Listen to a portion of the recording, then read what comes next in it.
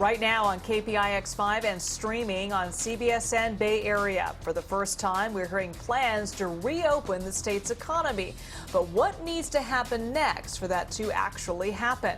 Good evening, I'm Elizabeth Cook. And I'm Alan Martin. Governor Newsom says the goal now is suppressing the virus, and that means finding out where it is in the state. We are not out of the woods yet, and we are not spiking the ball. When it comes to beating this virus and grasp any glimmer of hope, a lot more testing for COVID-19 has to go on.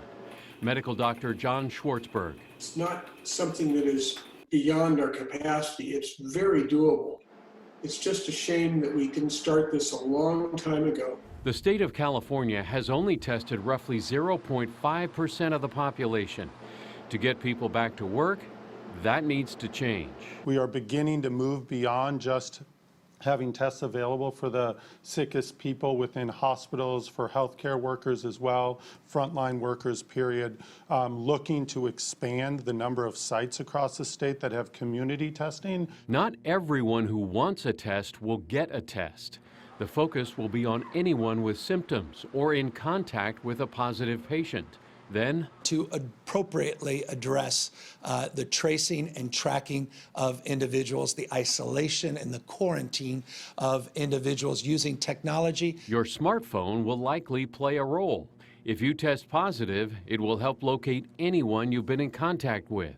That's where it can help the people on the ground, identifying the people that had contact with somebody who was infected, and being able to get these people back into sheltering in place. In addition to testing for the virus, there will soon be testing for antibodies in blood samples. So it'll tell us who's been infected a week ago, 2 months ago, 4 months ago.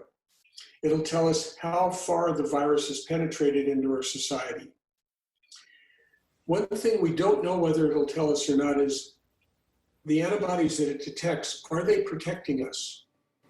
How long will that protection last? Forever, a few months, even a year? Nobody knows. That's why experts believe a vaccine will be so important.